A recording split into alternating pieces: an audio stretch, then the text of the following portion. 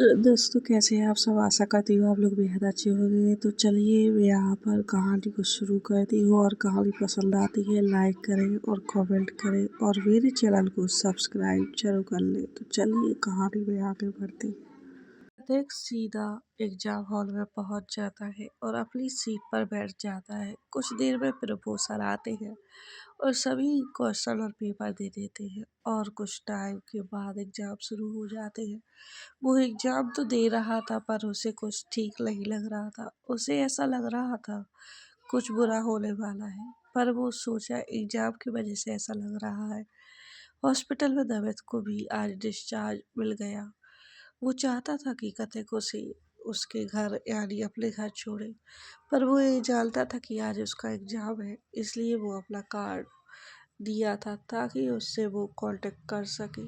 लेकिन कथी किसी से मिलना नहीं चाहता था। सर आप ठीक तो है ना? एक आदमी बोला। हाँ मैं ठीक हूँ। इस मीटिंग का क्या हुआ जो कल शाम में होने वाली थी?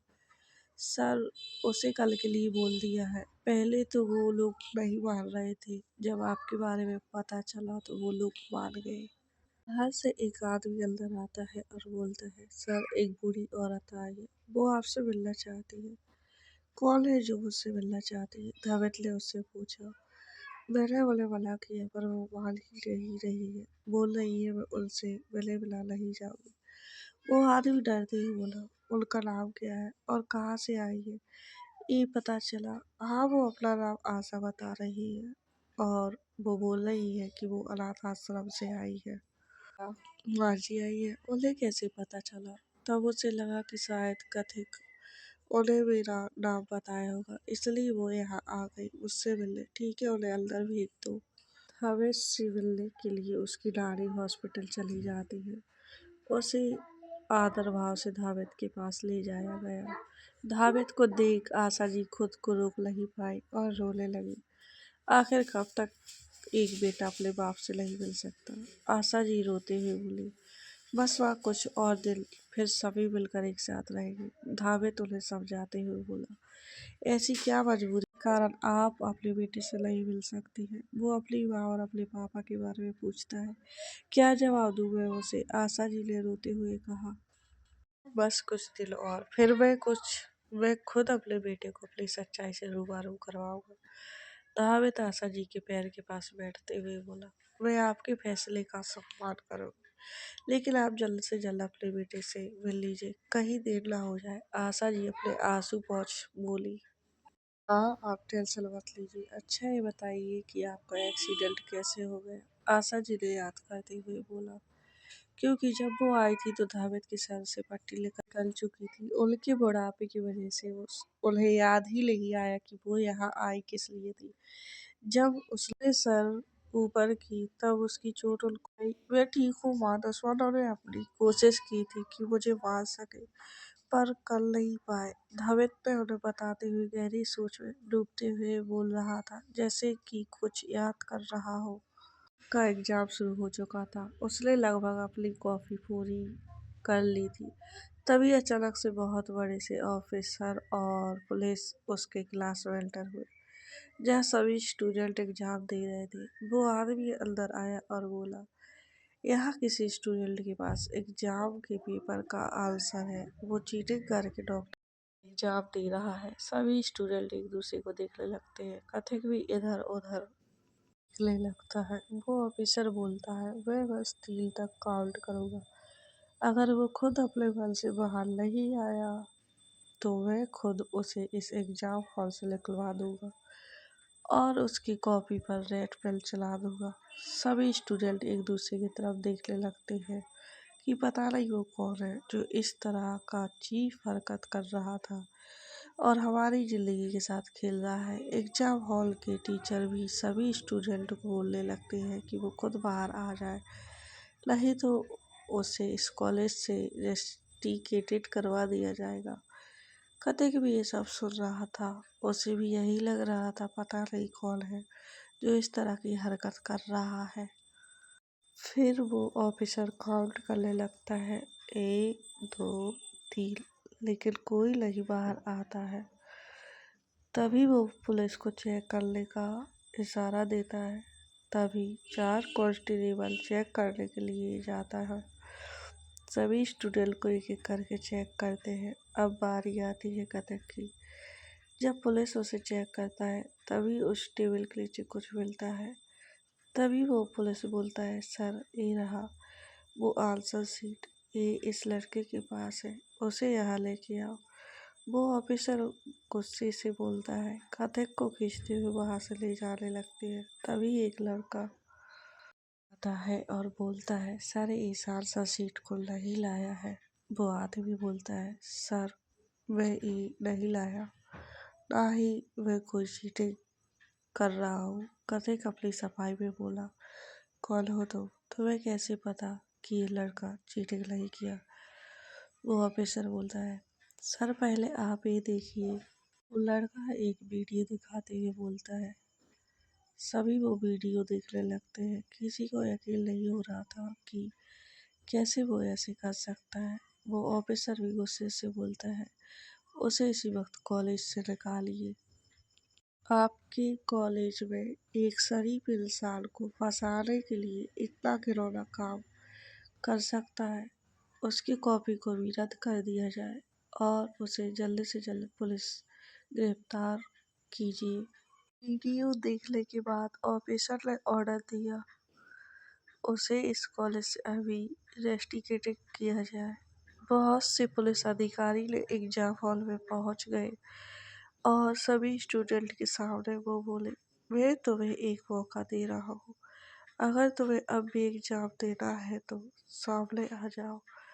लेकिन वो नहीं आया तो पुलिस वाला एक कांस्टेबल को इशारा दिया और बोला, जाओ उसे लेकर आओ। तभी एक हवलदार जल्दी से हथकड़ी लेकर गया और एक लड़के को पहना के लेके जाने लगा।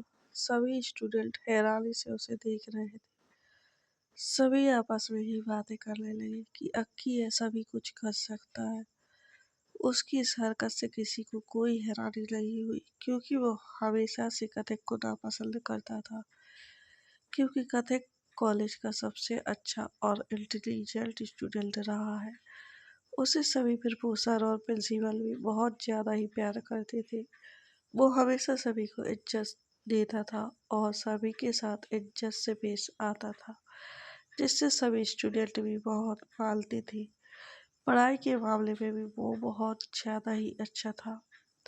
इसलिए अकेले उसे सबकी नज़रों में गिराना चाहा, ताकि कोई उसे पसंद ना करे, क्योंकि अक्की हमेशा से ही अपनी क्लास में फेल हो रहा था और हमेशा से कथक की टॉप पे जाता था। और असली दुश्मनी दिया की वजह से भी थी, क्योंकि अक्की भी दिया से प्यार करता था। या ये कह सकते हैं कि दिया को पाने की जिद थी, इसलिए वो ऐसा काम किया। उसे पुलिस पकड़ के ले गई और उसे कॉलेज से भी निकाल दिया गया। कथिक को भी एग्जाम देने दिया गया। कुछ दिन के बाद कथिक का रिजल्ट भी निकल गया। उसकी नानी और दिया भी बहुत खुश हो गई थी, क्योंकि अब कथिक डॉक्टर बन गया था।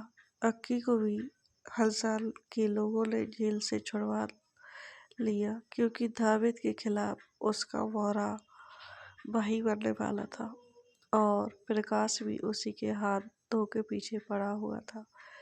प्रकाश का बिजनेस अब अक्की संभालने लगा था। वो बहुत आगे पहुंच गया था, लेकिन अभी भी धाविद के जैसा नहीं।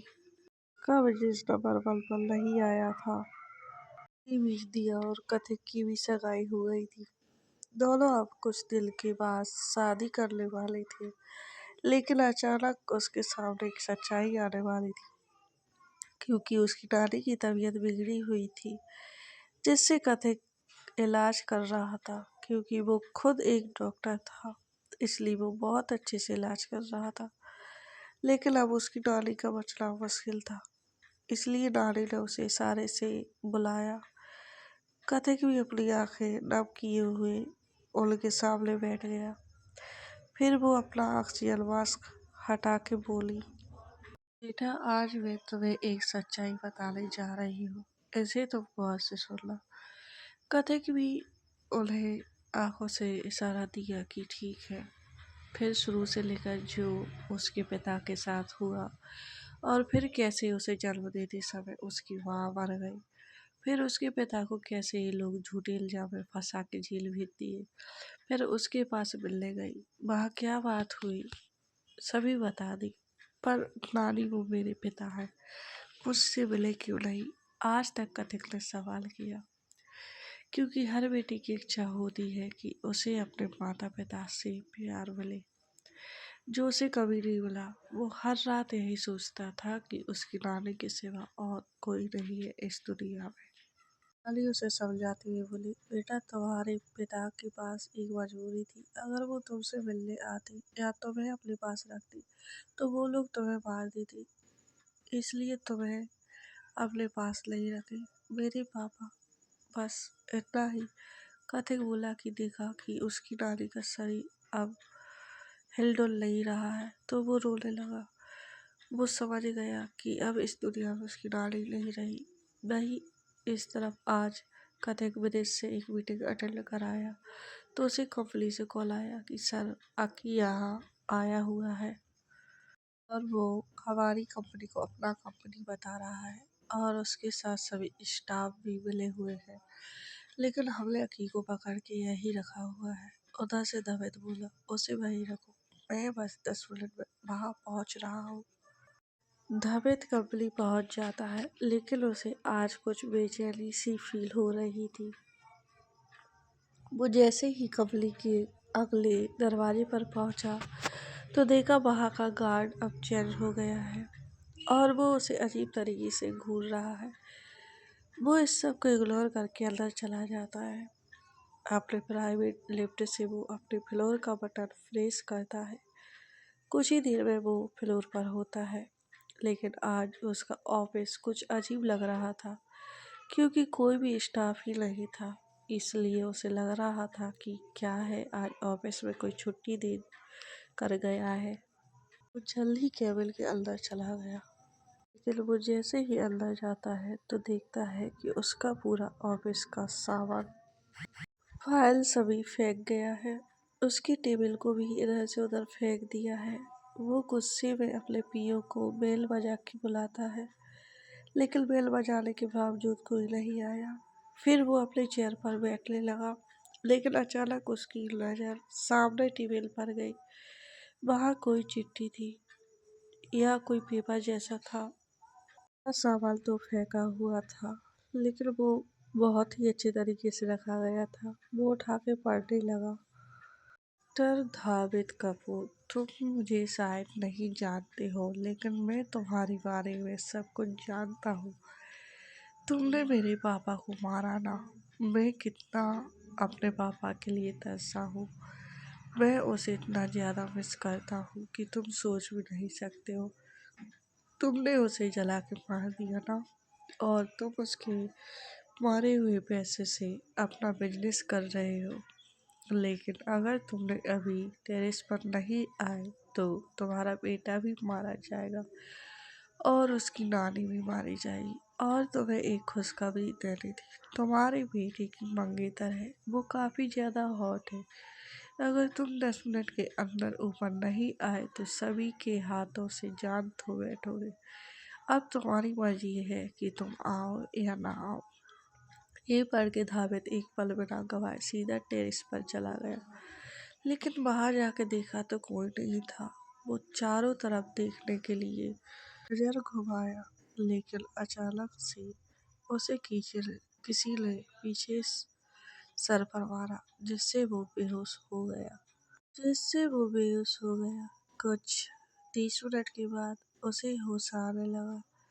उसने धीरे धीरे अपनी आंखें खोली। अभी उसे सभी चीज धुंधला दिखाई दे रही थी। 2 से 3 बार अपनी पलकें बंद खोलने से उसे साफ दिखाई देने लगा। उसने सामने देखा तो उसे बहुत गुस्सा आने लगा। सामने एक चेयर पर दिया को बांध के रखा गया था और सामने एक लड़का उसे गंदी नजरों से लगातार घूरे जा रहा था और उसे बार बार टच कर रहा था, जिससे वो लड़की को अच्छा नहीं लग रहा था और वो छूटने के लिए छटपटा रही थी। उसकी आंखों से आंसू भी बह रहे थे, लेकिन इससे वो आदमी को कोई फर्क नहीं पड़ रहा था। वो तो बस उसके साथ मजे ले रहा था। जावेद गुस्से में चिल्लाते ही बोला, तुम्हें शर्म नहीं आती है? एक लड़की को परेशान कर रहे हो। वो लड़का घूमा और बोला, नहीं, मुझे शर्म नहीं आती। तो होते कौन हो जो मुझे ये सब सिखाओ? जावेद अपने हाथ से पीछे अपने सर को पकड़ रखा था, क्योंकि उसके सर के पीछे से खून बह रहा था, जिसे वो रोकने की कोशिश कर रहा था, लेकिन वो बंद होने का नाम ही नहीं ले रहा था। भवन ने बोला, अक्की, इसी की वजह से तुम्हारे पापा की मौत हुई थी। तुम्हारे पापा की गौशाला में इसी ने आग लगाई थी और तुम्हारे पापा अंदर जल के मर गए थे। प्रकाश बोला, हाँ, ये भवन सही बोल रहा है, और मेरे बेटे का मौत भी इसी की वजह से हुआ था। इसे मैं भी आज जिंदा नहीं छोड़ूंगा। आज इसकी मौत मेरे हाथों से होगी।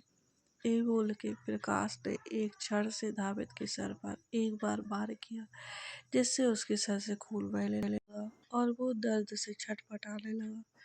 फिर अकीले एक टैबलेट में उसे एक वीडियो दिखाने लगा, जिससे धावित को और ज्यादा दर्द होने लगा।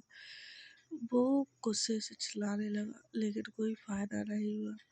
हंसा, भवन और अक्की तीनों बहुत जोर जोर से हंस रहे थे। सभी को धावित को तड़पता देख मजा आ रहा था। फिर अचानक अक्की और एक झटके से धावित को उठाया और उसे 20 मंजिला से नीचे फेंक दिया।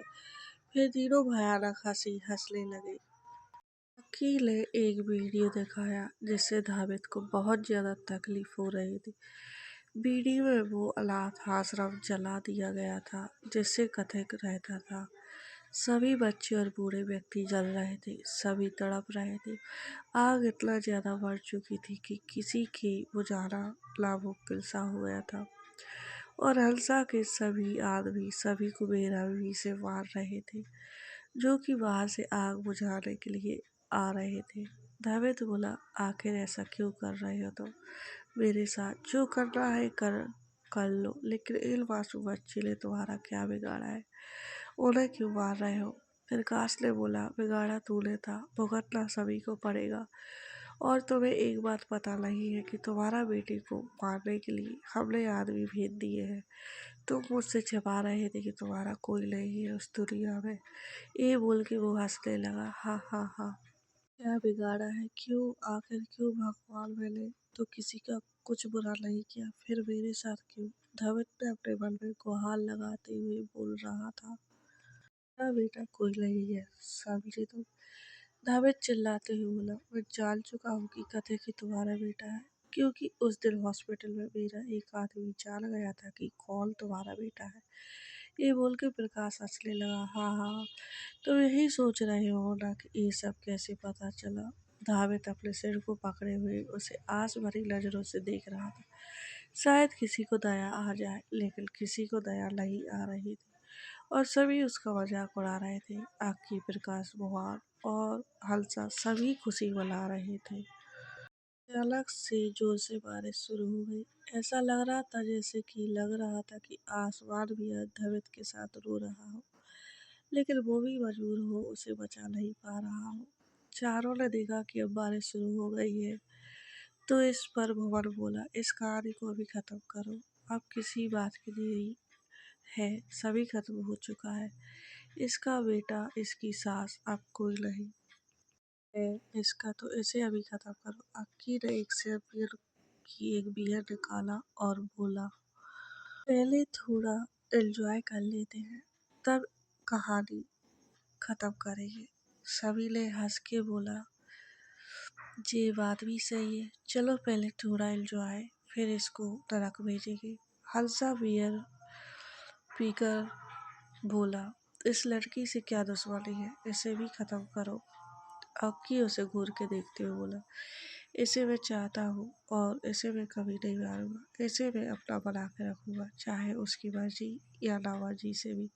इसको छोड़ो, इससे भी सुंदर से सुंदर लड़कियां हैं इस दुनिया में। तुम जो भी चाहोगे वो तुम्हें मिल जाएगा, मोहन बोला। मैं इसे ही पाना चाहता हूँ, मैं किसी और को नहीं चाहता हूँ। उसने मेरी बेइज्जती की, इसलिए इसे ज़िंदगी भर इसे तड़पाऊँगा, उसे रखेल बना के रखूँगा। दिया भी ये सब सुन रही थी। वो भी भगवान से यही गुहार लगा रही थी कि उसे कुछ भी हो जाए, लेकिन कथिक को बचा लो। वहीं इस तरफ हॉस्पिटल में कथिक अपनी नानी के पास बैठा हुआ था।